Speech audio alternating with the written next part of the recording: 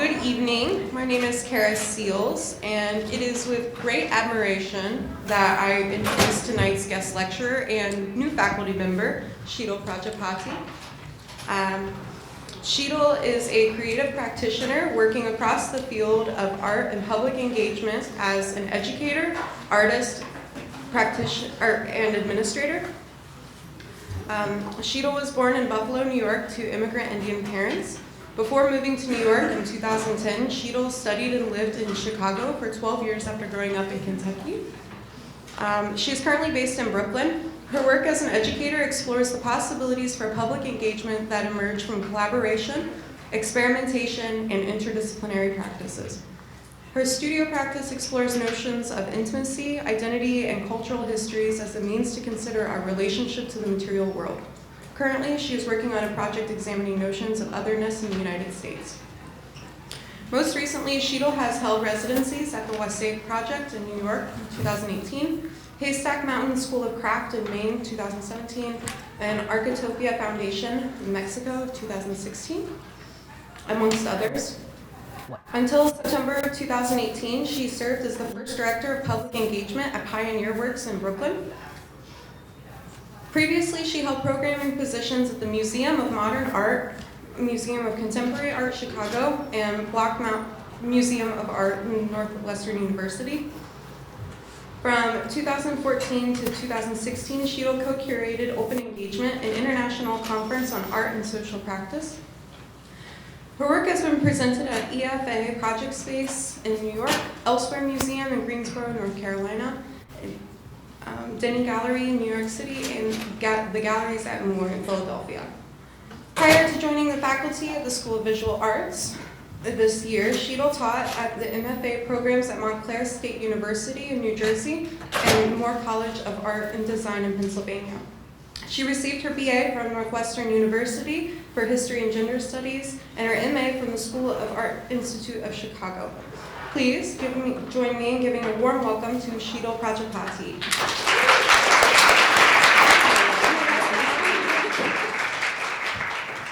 Thank you all very much. So first, thanks to Allison for organizing this and welcoming me to be part of this talk series, and to Mark for inviting me to be part of the faculty here at SVA.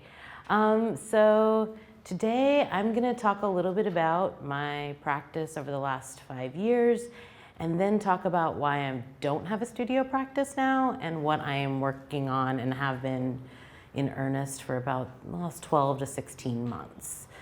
But before I talk about my work, I wanted to talk a little about my practice in the field. So I kind of came into the arts as an art educator first, more than anything else. And through that work, I became really curious about the ways nonprofit professionals could support each other. It's a field that's really hard to work in. We often don't make a lot of money. And if you're not the artist or the curator, sometimes you also are often left way behind the scenes. And so through that kind of recognition and realization in my work, I started a lot of organizing for young professionals in the field, took the role of being a mentee really seriously with some of the more established professionals in the field that I started interfacing with, and also started to think about the importance of administration in nonprofits, especially the arts. And I went to graduate school, as was mentioned, for arts administration at a time that arts administration wasn't taken that seriously in our field. And I always tell people it's one of the best things that I could have ever done, because the fun part is learning how to be an educator or a curator or whatever creative part of the field you're into. The hard part is learning how to make it go. I spent most of the first 10 years of my career focusing on those kinds of things. And then when I moved to New York and started working at MoMA, a whole new world of creative practice kind of opened up to me. I started focusing a lot of my work in education on collaborating with artists. And that was a really interesting process for me. I wasn't really making my own work at that time, but I think in a lot of ways that work was the impetus for me to consider the other spaces I needed to express some of the things that I began thinking about. And collaboration became a really big part of the way I approached not just my professional work, but also a lot of the artwork that you're going to see today. And it kind of led me to these last two words here, builder and advocate. So one of the things that I continue to think about but feel really excited about finally in this part of my career is that I think that there, for me, is a big advantage in having played all these different roles in the field in terms of thinking about whatever I'm doing now and whatever I do next professionally. I think it's also advantageous in terms of my creative practice as an artist. And I found that because I've done a lot of different kinds of things and had different kinds of relationships with people and institutions in the field, I've started to work with organizations to kind of be their guinea pig. And one more recent example of that is my time at Wassaic Project. So I went up to Wassaic in March of last year to do studio visits with their artists in residence for a day and began a conversation with Will Hutnick, who's the residency director there.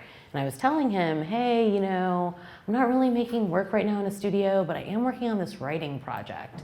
He's like, yo, you should come up here to write sometime. And I said, okay. Of course, I missed all the residency deadlines and I had a full-time job at the time, so it wasn't really possible for me to go for a month. We kept in touch, and they had started thinking about what a residency could look like where somebody could come in and be a critic, but also use their time at Wassaic to work on their own practice. So in the fall, I went up for 2 weeks to be a critic in residence. And during those 2 weeks, I did studio visits with all the artists there, but also sat next to them as an artist in residence during my time there.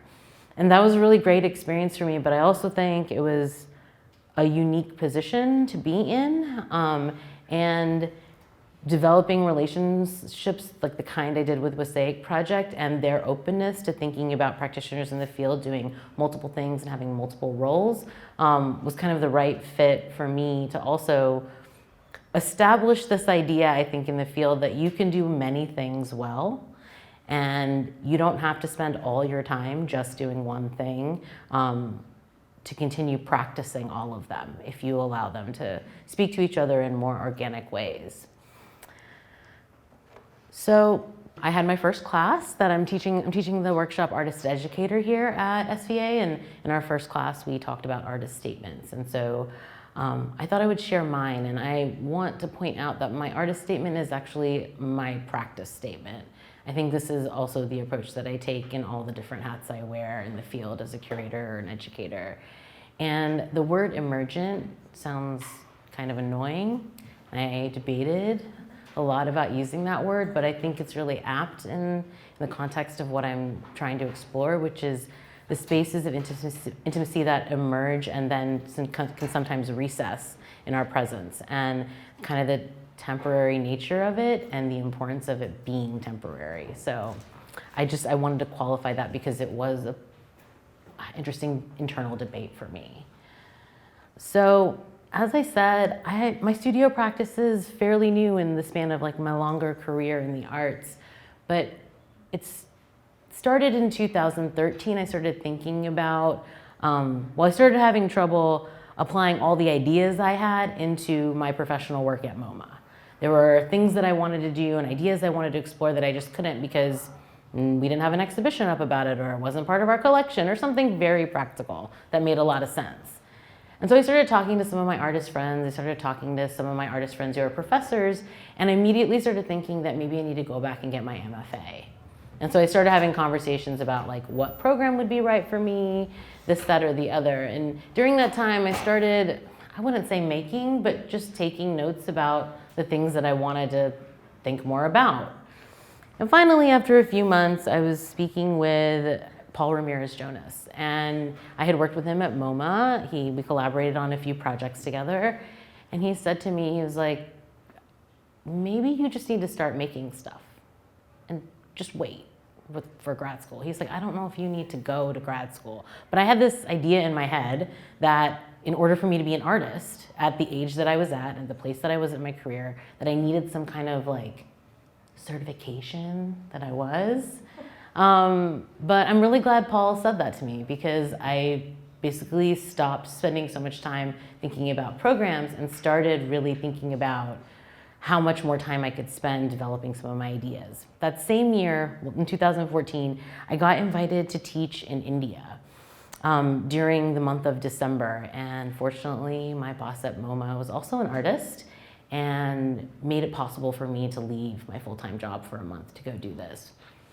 This was a really big deal for me, and I knew that going there was going to be really impactful. My family's Indian. I grew up going to India to see my relatives throughout my childhood, but I always went to India with my family, and we always went to go see my family that lived there. And it was a very specific kind of experience that was always mediated by the relationship my parents had to India, where they were born and raised.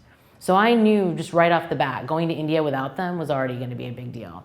I was also going to South India, which is very far away from where my family's from, and they speak a different language than my family. So it was kind of like going to any other foreign country.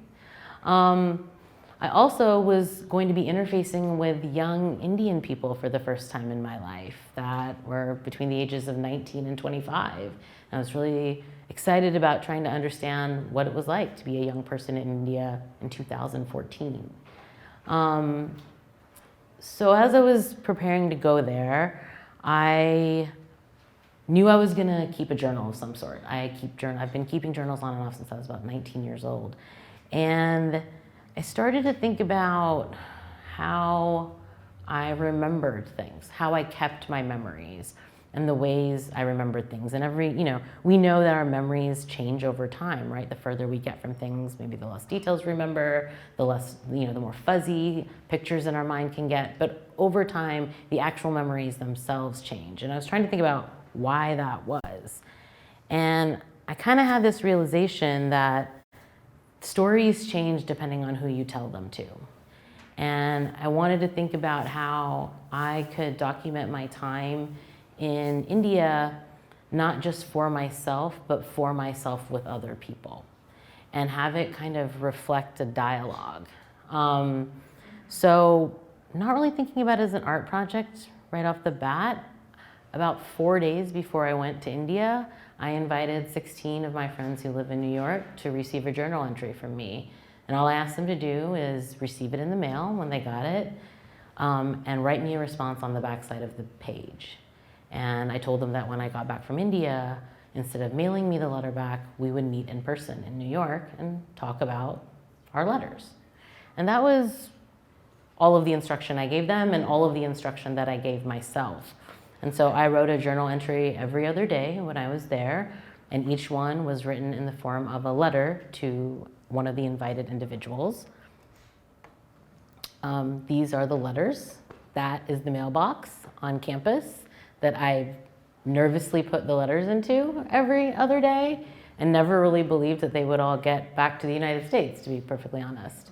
But they did, all of them except one, actually, and here's the collection of them. So these are actual journal pages. I ripped them out of the journal that I took. The bindis that I wore, this is a bindi, we'll talk about that in a little bit. I put them on the pages with corresponding days. And that was kind of a way for me to save the bindis too, to be perfectly honest. So I did this thing. And when I got back from India, it took weeks and sometimes months for the letter to actually get back here, and then for the person to actually respond to it, and then for us to meet. So I did all of that. And after I met with everyone and had this collection of letters, this process got really complex. I was meeting with people to talk about this letter and sitting with them for 5 hours. It was really an interesting experience. Some of the people that I invited to be part of the project were close friends, so it wasn't super surprising. But other people were people that I had kind of formal relationships with, and we never really had personal conversations before, but I thought that they might be interested in the project from like an artistic standpoint. So I started to realize that these letters were kind of a catalyst for creating both a longer space of time between our interactions with each other, but also a really visceral kind of intimacy on the page. And a lot of the conversations I had, also we talked about the letters themselves and the experience of getting a letter, the experience of sending a letter, the surprise of it, but also then the actual action of writing the letter and how much time it took and how uncomfortable it is for a lot of people who don't write that much. And for someone like me, even when I was writing these, I realized that my handwriting was real sloppy. So a couple of these letters, when I was in India, I would write them and then I would write them again because they weren't neat enough to be legible. But that's because I just hadn't practiced doing that in a long time. So I got these in my hand and I was like, oh, you know what? This would be an interesting artist book. You know, I should find a way to publish this. But I kept running up against this thing, which was the experience of these letters were super intimate and it seemed almost fake to try to share them with people outside of me and the person that were having this interaction with each other. So I stopped thinking about doing that and started to consider the ways that I could reflect on the experience that we had with each other and think about the ways that distance and time can create a different kind of intimacy. Here's one of the letters I received back. Somebody chose to write on one half and actually draw on the other. That project turned into this artwork, which I presented in 2016. It's called Closer, and the object of the game, it's a 2-player game mediated by me, and the object of the game is try to tap into the spiritual plane that exists amongst us and not beyond us. And so the idea being that 2 strangers could share a moment of intimacy with each other by sharing memories with each other. And it kind of drew from the impetus for the letter writing project to begin with. So each round of the game took anywhere from 5 minutes to 25 minutes. The cards that you see were custom-made cards, and the way that I decided to engage with the text and the letters was I spent a lot of time reading them. I probably read every letter 50 or 60 times. And I made photocopies and I started going back to phrases that were speaking to me.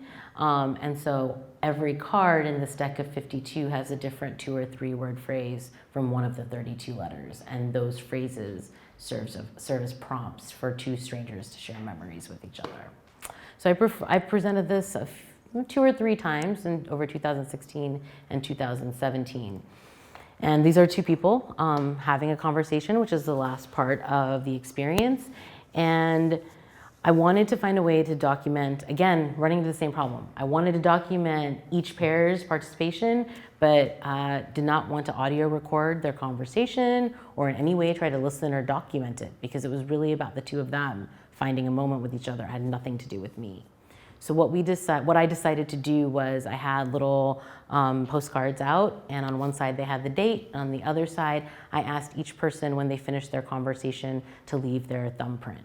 And so each conversation that's taken place through this game is documented with one of those cards, which interestingly, a few people that participated in it were very skeptical of being asked for their fingerprint. And I had to be very reassuring that it was only going to be used for aesthetic purposes. So fast forward to 2016, I made this game that I made, and I got a residency in Mexico. And I thought, let me do this project again. So I did. And this time, half the people I invited were from the previous iteration, and half the people were new people that had never been part of the project before. Here's one of my favorite envelopes that I got back. The person received the letter, and the envelope was very ripped up. So before he gave it back to me, he repaired it. And I thought that was really sweet. So after I came back from this residency, I was invited to go to Haystack Mountain School of Craft for their open studio residency in 2017. And for those of you who don't know Haystack, it is a craft school that was founded in the 60s on an island off of Maine called Deer Isle. And it is a really beautiful and magical place. And they have 2-week open studio residencies where every studio is available to all the artists who are there. And every studio is discipline focused. So textile studio, metal studio, ceramics. They also had a fab lab that was funded by MIT. And I went there to work on some of my textile work, but I had these letters with me. And one of the things that I had really wanted to dig into but never found a way to explore was the handwriting. And so while I was there, I worked in the fab lab to learn how to lift the handwriting from the actual page, turn it into a digital file, and then etch it onto wood. And so I started experimenting with making prints and making these etchings while I was there.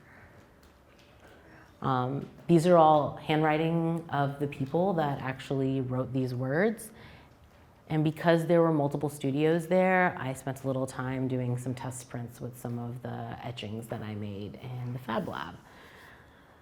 So 2007, this was June of 2017, and this is kind of where I start departing from a studio practice, which we'll get to in a second. I'm gonna talk about one more body of work.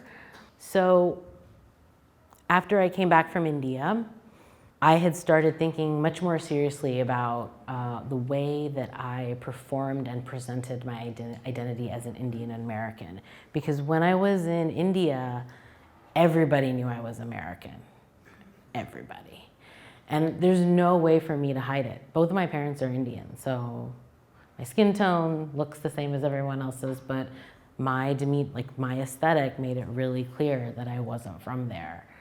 And I think I had this false notion that after like a few weeks I'd blend in, which I was kind of excited about because like that never happens here. You know, like I've never blended in here. So that didn't happen, but it made me think about, wow, so, okay, I'm here and I feel very connected to being an Indian person, but I'm not seen that way. What is the flip side of that in the United States for me? And I just started being more aware of it. I started wearing a bindi when I was about 20 years old because my mom and I were at home over the holiday, and I was in college, and I asked her, I was like, what is this bindi? Like, why do we wear bindis? Are they decorative? Do they signify marriage? And you know, there are a lot of different meanings, symbols for this actual thing that people wear on their forehead, but one of the more spiritual meanings of wearing a bindi is a way to respect your conscience and to kind of recognize the fact that as human animals, we are one of the only animals in the world that can make decisions based on complex forms of abstract thinking. And I like that idea that our conscience is something that is unique to us. And I also like the idea of wearing something that would always remind me of that and anyone else if they asked me what it meant. So I started wearing a bindi every day because of that. And I just kind of never stopped. But after I got back from India, I started to realize that, gosh, I've been doing this for 14 years at that point. And 2015 would have been year 15. And I started to think about where all my bindis went. Like 14 years of bindis, wearing them every day, like where did they go?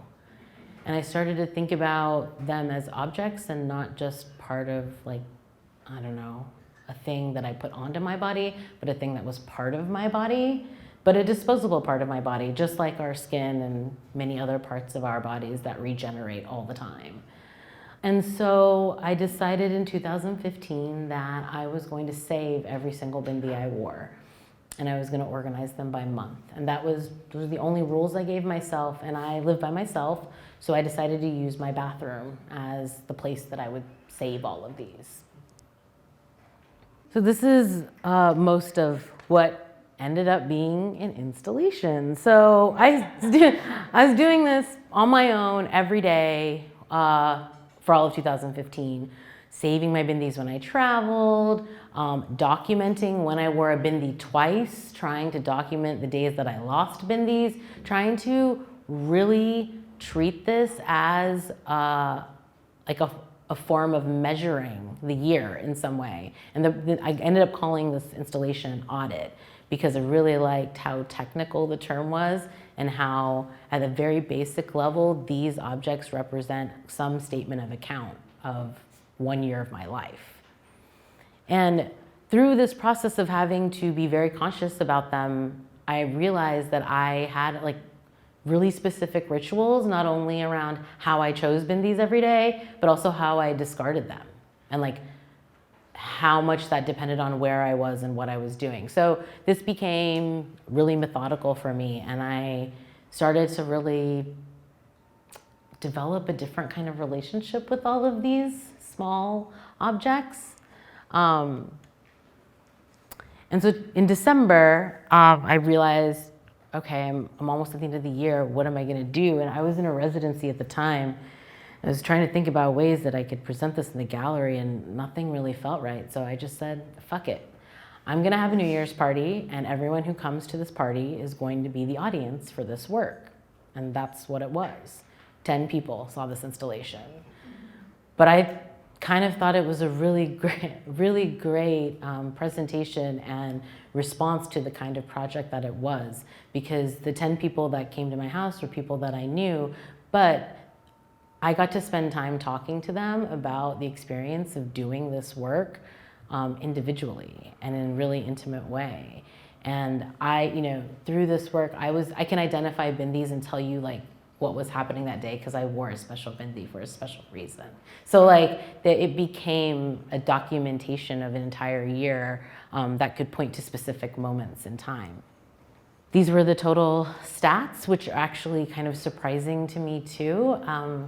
I lost 26 bindis when I was trying really hard not to lose any. I realized how easy they are to fall off your face and lose track of. But I also was really struck by the fact that I wore a lot of bindis twice. And a lot of that was very practical. Some of them have better sticky than others, but also a reflection of like maybe the week that I was having. Like if I was really tired or if I was out of town, those wearing bindis twice sometimes were a reflection of like where I was and what I was doing. So much like the letters, I still was interested in trying to think about a public presentation after I deinstalled them in my bathroom. And through the residency that I was in, we had a group show at the end. It was at the Elizabeth Foundation for the Arts. And I started to think about, I was doing a lot of research about the relationship between Eastern and Western culture, and it led me to astronomy and astrology. And looking at like the histories and of these like emerging narratives, and how there were sets of humans all over the world exploring the cosmos at parallel times in different ways, but somehow intersections emerged that were really consistent with each other. And so through my research, I found this constellation called Otherness, and this same constellation is called Shrothashwini in ancient Asian cosmology and constellation work. And it's the exact same collection of stars in the exact same shape, just with two different names. And both names have myths behind them that are related to water being a connective tissue between celestial space and land. And both of the myths are related to the creation of an important river in both cultures. And so I was really, really fascinated by this. And so I was experimenting with lots of different materials at the time. And so I started to I wanted to make this constellation. So I decided to use my bindis to make them. And this material is, on screen doors, that's screen material. It's from Home Depot.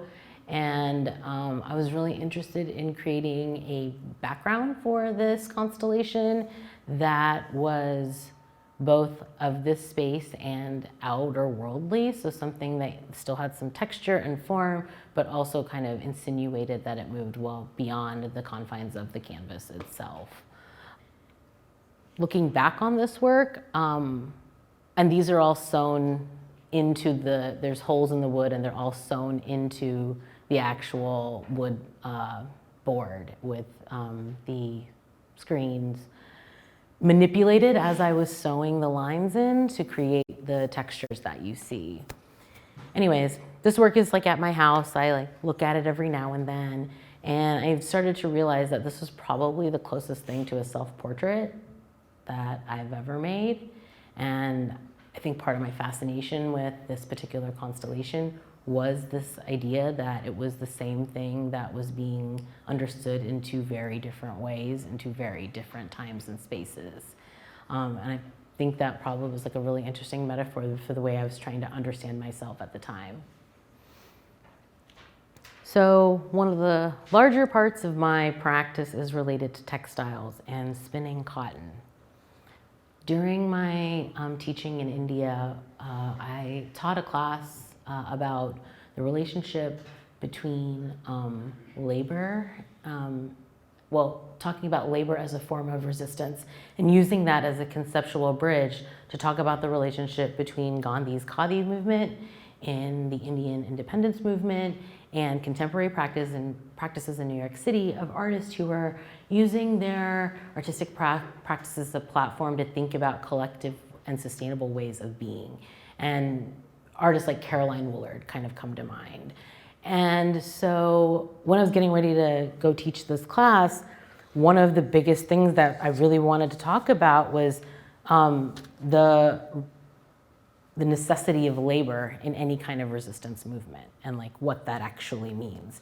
And so Gandhi's Khadi movement in India was really about creating self-sustaining systems for generating clothing so that clothing and material could be traded internally outside of the British colonial market system as a form of resistance to the empire, because at the time the British were taking cotton that was grown by Indian farmers, shipping it to Manchester, having it completely processed there and made into fabric, and then sending it back to India and selling it to Indians for premium prices. So this movement that Gandhi started was really a direct response to these kinds of colonialist practices that were like robbing Indian citizens of their own resources and of their own labor, actually. And so I didn't have access to a spinning wheel, but I thought, man, I should try to spin some cotton, see what that's like.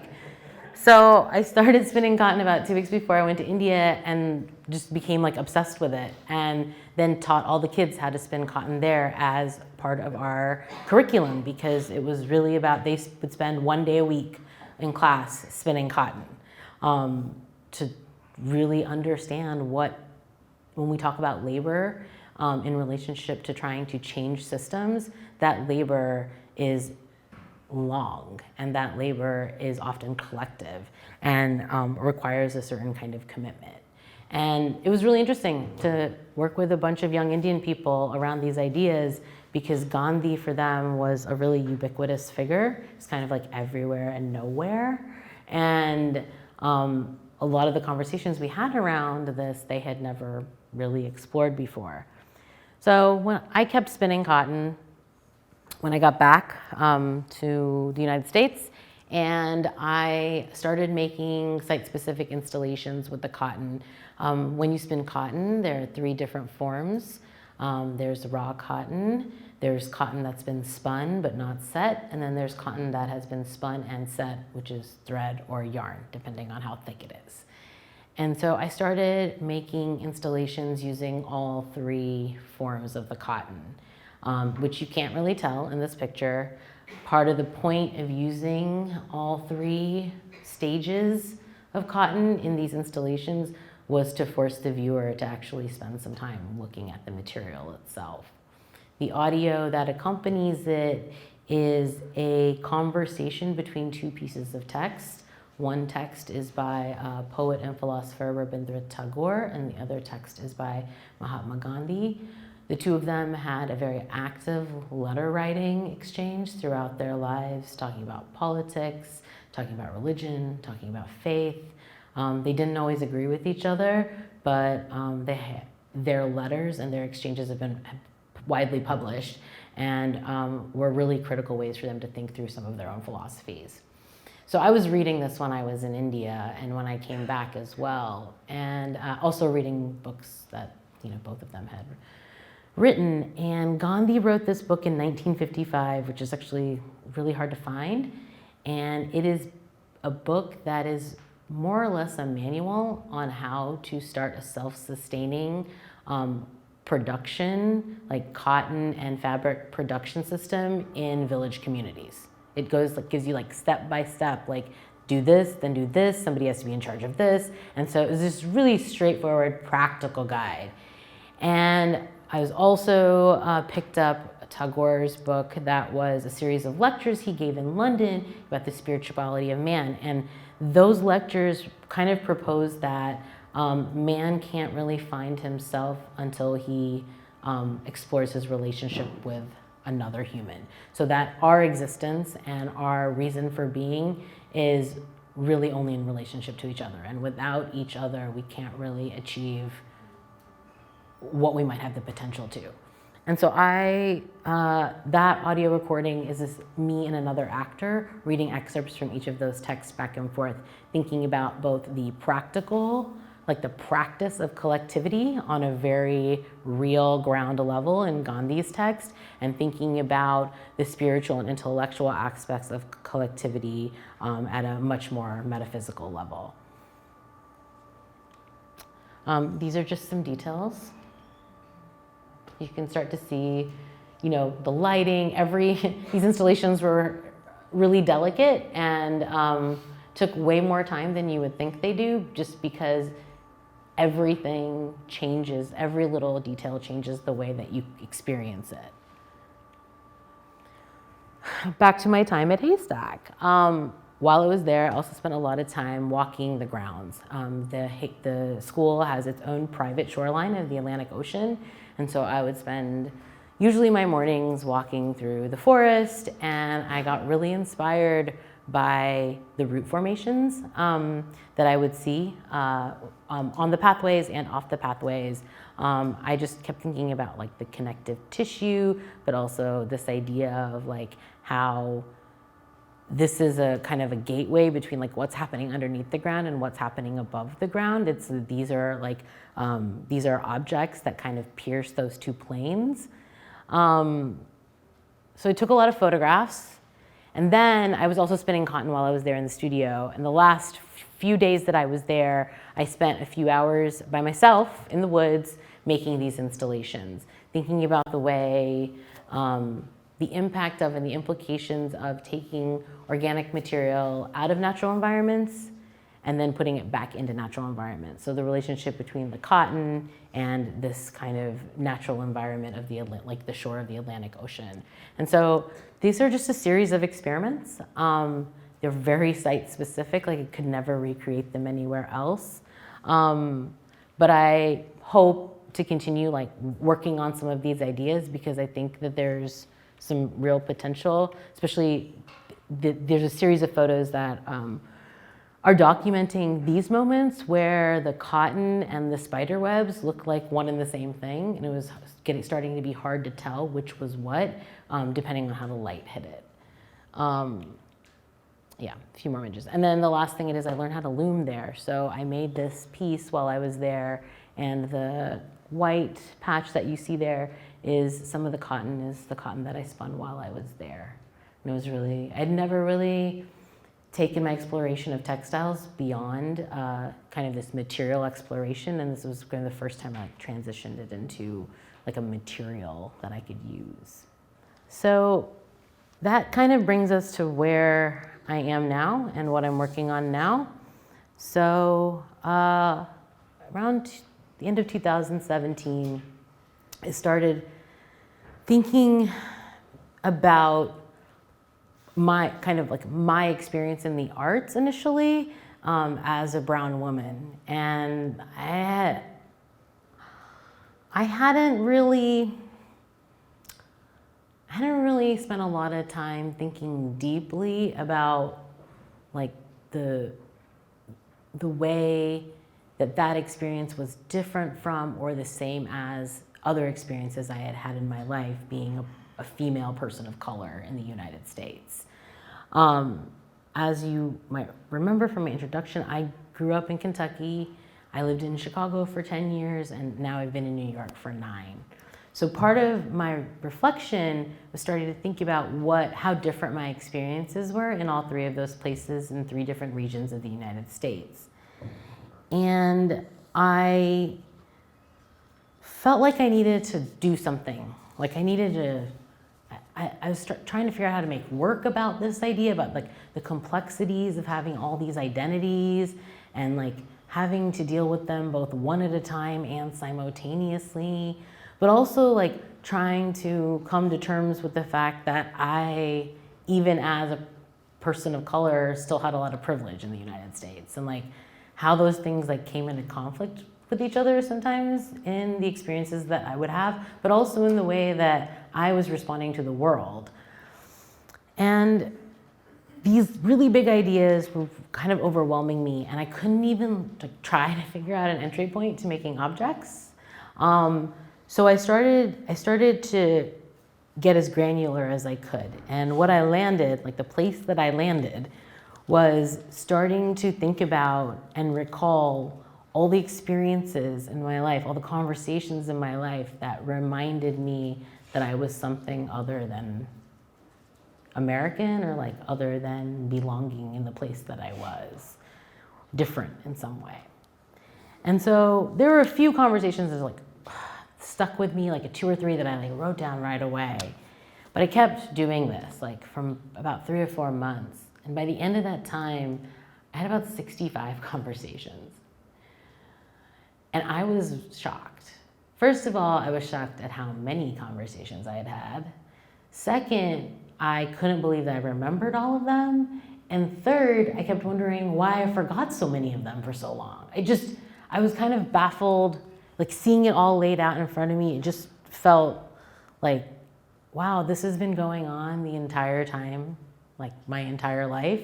And I've never seen the relationship between all of these singular experiences. And so that kind of led me to where I am now. I was working full-time at Pioneer Works until last September, but decided that I needed to take some serious time to try to write about some of these ideas. And so I had a series of residencies in the fall. I was away for about 3 or 4 months, working on writing. And what I'm working on, what I think is going to end up being, is a book about the experience of otherness in the United States. And I came to the idea of otherness in a really complicated way. I think, I was trying to think if I should share this story, but I think I will. This happened long before I started thinking about this particular idea, but I think it might have been the beginning of me understanding some of these complications and tensions. So during the 2008 Democratic primary, when Barack Obama and Hillary Clinton were running against each other for the Democratic ticket, I lived in Chicago, so there's obviously like overwhelming support for Barack Obama, but I also had a lot of friends who were huge Hillary supporters. And as I was having conversations with people over the course of a month or 2, I started to realize that people had expectations of where I would ally. Like, people would say things to me like, but like, it's really important for women that Hillary Clinton gets the nomination. And like, they're saying this to me and I'm like, yeah, but maybe it's also important for me that a person of color becomes the president. And I started to have these series of moments where I would recognize that other people kind of assumed like what side I would fall on, and that I had no idea. And I started having, I remember this really vividly, like guilt about having to pick a side. And I think that just rings really true to where I am now in this writing, in the sense that that feeling of having to pick like one part of who you are is actually really difficult, but it's compounded by the fact that in America, we live in a space that doesn't always welcome you to think about the multiplicity of yourself together. We're really interested in putting everybody in a category, and our society is kind of structured around that categorization, in helpful ways sometimes, but I think predominantly we're seeing in really oppressive ways. And so I'm gonna end this presentation by reading about 10 minutes of some of my writing to you. And then you guys, I might say a few more words about the last part of it, and then you guys can ask me any questions that you would like.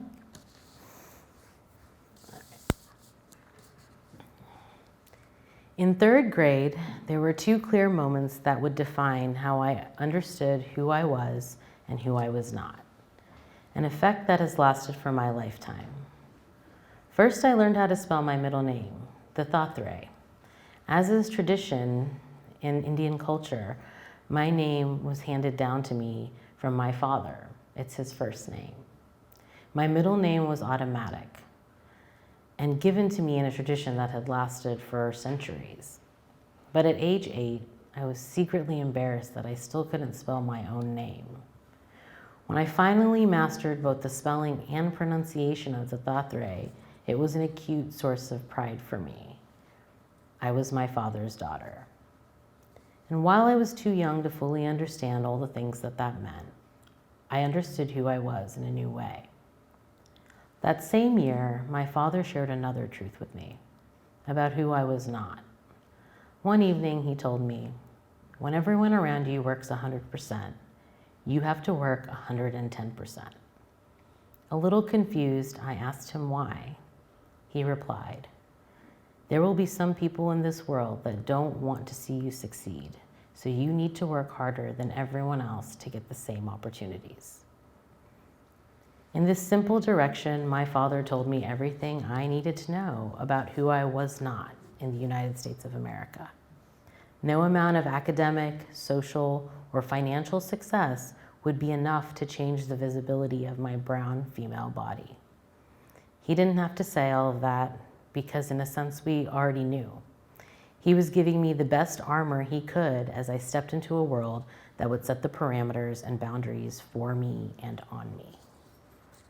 My father worked hard, rose from poverty in India to immigrate to the United States. His life is what some call the American dream. A poor Indian boy from the village studies hard, makes good grades, and comes to the United States with a little bit more than some change in his pocket. He married my mother, brought her to the United States, and together they settled down in the heartland of America, became American citizens, had 2 American-born children, and my father ran his own successful practice for 40 years. He created jobs for Americans, saved hundreds of lives as a physician, and over the last 30 years, he and my mother together have supported the immigration of countless family members. Their support has come in the way of visa sponsorship, a room in our home upon arrival, loans for starting a new business, and countless hours of advising and counsel to ensure their success. Like most immigrant children, I have an acute sense of what my parents' hard work and sacrifice bore in my life and the life of my larger family, the privileges we live because of them. Beyond the economics, the United States held the promise of a world-class education, more social freedoms, especially for women, and a higher standard of living. Over time, understanding the depth and effect of my parents' efforts and sacrifice bred a sense of pride in me, a sense of guilt, a sense of motivation, and a really huge sense of debt. These contradictory responses are reinforced over and over again in our lives as children of immigrants. What happens when your idea of success does not match your parents'? How do you balance being Indian, in my case, and being American when those ideals come into conflict? And for many of us who are non-white citizens of this country, we end up wondering, where do I belong? Or more specifically, who can I belong with? In his foreword for Toni Morrison's The Origin of Others, Ta-Nehisi Coates writes, all belonging has its disruptive aspect, the exclusion of others. Coates' equation points to a reality people of color in the United States face every day, the struggle to belong here. Despite my parents' efforts and many of their generation to assimilate and adopt a kind of Americanness, their efforts have always come up against the same insurmountable barrier, that of skin color, or more broadly, race. For people of color, we know that belonging is a lifelong battle to be seen as American, because being an American is in part about being white. In order to survive, we have no choice but to understand our identities and our bodies in relation to or against whiteness, an identity that is essentially unattainable. That space of otherness can be both aspirational and oppressive, but most importantly, it's static. As people of color, we are relegated to one type of other or another, all which reside outside the dominant culture of whiteness. Belonging as a concept seems kind and almost warm. Feeling part of something, a group, a movement, a family, presumes to bring about a sense of peace and self-affirmation. It's also a basic tenet of human socialization. Belonging is essential to understanding ourselves in the world around us. Acceptance, invitation, and celebration of ourselves is both an internal and external process. Very few people truly don't care what anyone else thinks. Most of us have one person or a group of people that we feel allied with. It's a form of survival at the most human level. Unfortunately, this instinct, when married with external power structures, produces a far more nefarious effect. Belonging frames identity either inside or outside of something, which in and of itself isn't necessarily a bad thing. The problem emerges when those differences are placed within a hierarchy. What should be, I am this and, is transformed into either or, creating a very real kind of crisis for those of us who live in existence of multiple identities. Toni Morrison writes, "Race has been a constant arbiter of difference, as have wealth, gender, and class, each of which is about the power and necessity of control." Morrison's quote is a statement of truth, not a hypothesis. In our society, there continues to be little room for intersectionality, and in the absence of that, no space to address the experience of those people that face various forms of discrimination and marginalization based on a number of identities they hold, not just one. In a country that prides itself on the notion of individuality or a kind of uniqueness as it relates to success, it's ironic that when it comes to certain individualizing factors, people are reduced to one or the other. So what are the implications of belonging within a social structure that stratifies the value of individual traits? Let me tell you a story. In a previous professional position, I was hired as the first female of color at the director level. The senior leadership team at this organization was all white, including one female. She became increasingly interested in the experience of women at the organization, and she sought out my perspective and those of other women on staff to address some of the problems that had arisen in recent months. Within the scope of these conversations was an explicit call to hire more women at all levels of the organization. For this, I was certainly grateful and eager to support her enthusiasm. During the course of these conversations, however, I began to realize that issues around race were not as welcome for discussion. There seemed to be a silent resistance to acknowledging the experience many people of color on staff were facing. During the course of a hiring process for a management level position, my supervisors called me in to talk to me about my recommendation for a new hire. I recommended a white woman. They expressed some disappointment that I had not put forth a person of color for this, quote, public-facing role. During the meeting, I was told that the organization was committed to hiring a more diverse staff and that I should keep that in mind. It should be noted that at the time, my team was already the most racially and culturally diverse within the organization. Besides the immensely problematic strategy of putting the burden of diversification on a person of color, the task itself was made to be impossible Without support or acknowledgement that the experience of people of color at this organization needed to be addressed, how could I responsibly bring new staff in? Whether or not the leadership recognized it, they demanded that I act as a woman and as a person of color separately, calling on one or the other at a time. Belonging was predicated on my ability to perform one identity over another as needed for the benefit of the institution. This segmentation of my identity only reinforced the fact that it would always be my responsibility to adjust in order to belong. Being in a leadership role, however, bore another responsibility to the other women and people of color on staff. Though my supervisors may not have been able to create an intersectional space for me, I still felt responsible for attempting to do that for others. This tension produced an ongoing form of internal negotiation within me. In what ways could I create a space for others while struggling to establish that for myself? And was it possible for me to offer something I lacked to others? Thank you.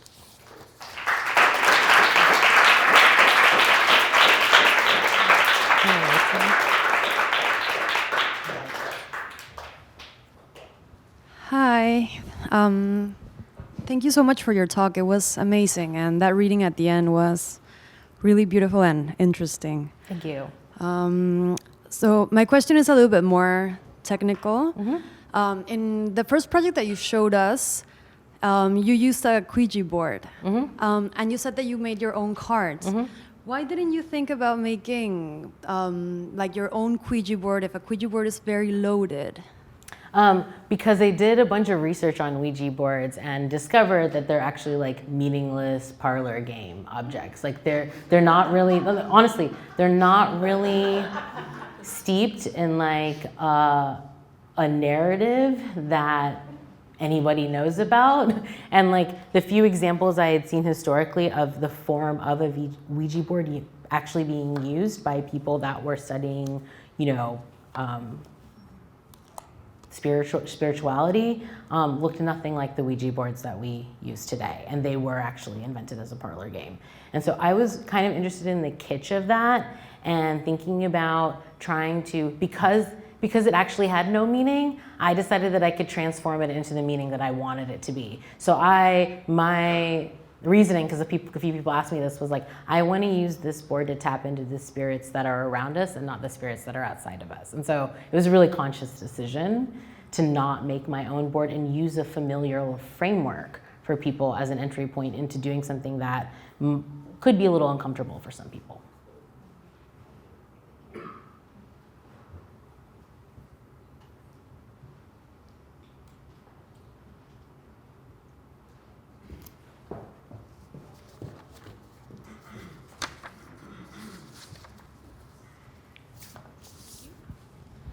Thanks again for your talk. It's very, very excellent.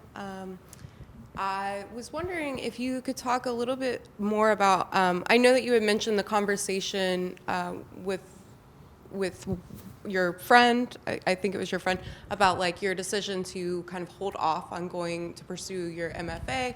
And I was wondering if you could just talk a little bit more about like your experience or like kind of operating under this many hats. Like, was there a part of you that maybe felt like I should be doing this, but like this is actually what I want to do? Or like if you could just talk about how you kind of... Sure. I mean, I think like from early on when I got my master's degree in arts administration, I had mentors around me that told me that I could never get a job in a museum education department with that degree. And so I think from like right out the gate, I knew that I wanted to work in the arts at large, and though I would have a focus, I'd always be curious about other things. And so that was kind of just my personality. I think when I came to New York, I had, crisis is like a very dramatic word, but I did have like a moment, like in my first 5 years here, where I realized that I was in a arts community that was like extremely stratified and like very specialized. Like people were known just as an artist, or people were known just as a curator, and like Chicago's community was like a little bit more porous And so coming here and kind of realizing that one of the ways to kind of like develop your career is to like dig deep into being one thing. So it took me a minute to understand why I wanted to continue doing a bunch of things. Like, I think that was for me a really important thing. And I realized that all of these different practices for me were helpful to each other. Like, I felt like I was a better artist in the studio when I was also teaching in the classroom, and a better professional at the office when I could also have time in the studio. Like, I see the creativity I express in my career as permeating throughout everything I do. And so it became important for me to figure out a way to make that possible. And so that's then when I started thinking about kind of what I do now. And graduate school and MFA, besides my conversation with Paul, I think it also became clear to me that I also already had a lot of the skill sets I needed. I had just never expressed them as an artist before.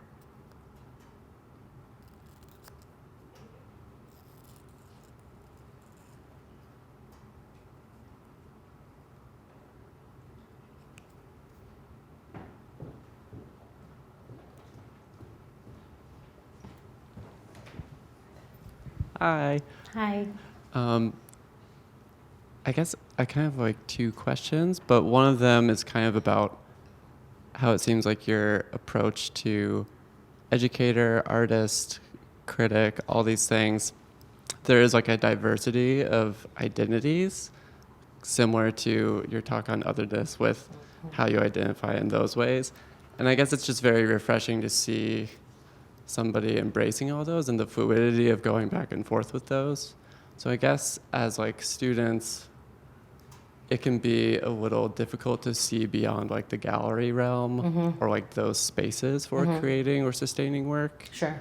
So I guess what other strategies have you used to sustain your own creative practice and other ways of existing? Well, I think two things are important in what I think is a really long process, maybe a lifetime process. And one is experimentation, and the other one is setting goals. And I think that for me, I had a lot of curiosity early in my career, so I like tried a bunch of different hats on. And like I said, when I came to New York, it was a time for me to like really think about what I wanted to do and why I was doing all those things. And so at that moment, goal setting became really important to me. And like, for example, being an artist, like I am never gonna show my work in a gallery. Like one of my ambitions is not gonna be to be a gallery artist. Like it's not what I'm interested in. That's not why I make work. But if it was, that would change other things in my life. Does that make sense? And so I'm not saying, I mean, obviously we all are very ambitious people, and in creative spaces, there are so many things that you can do, but I think it's really important to, at a certain point, think about what is your practice about? And if you're someone that wears multiple hats in the art world, thinking about your practice holistically and not in segmented ways. I actually think that we should be encouraging more artists to spend some of their time exploring things other than just their studio practice as a way to develop their studio practice.